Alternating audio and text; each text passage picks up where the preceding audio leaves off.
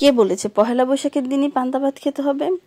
বৈশাখের একটা দিন পান্তা ভাত খেলেই তো হয়, তাই না? আমি পহেলা বৈশাখের দিন পান্তা ভাত খেতে পারি নাই, কারণ ওই দিন অনেক বেশি গেস্ট ছিল বাসায়। সো দ্যাট সবার জন্য তো আর পান্তা ভাত করা যায় না, তাই না?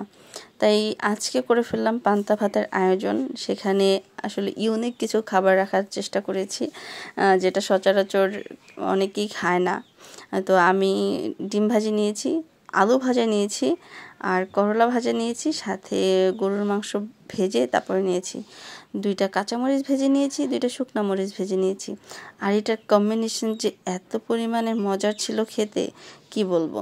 ওই ইলিশ পান্তা থেকে এটা একেবারে হ্যাভেন লেগেছিল আমার কাছে খেতে। আপনারা একবার হলেও ট্রাই করবেন এরকম করে খেতে। পান্তা অনেক মজার লাগে, অনেক। তো আমার কাছে তো স্পেশালি কাঁচামরিচ আর পেঁয়াজ দিয়ে অনেক বেশি ভালো লাগে। পান্তার একটা আলাদা স্মেল আসে তাহলে।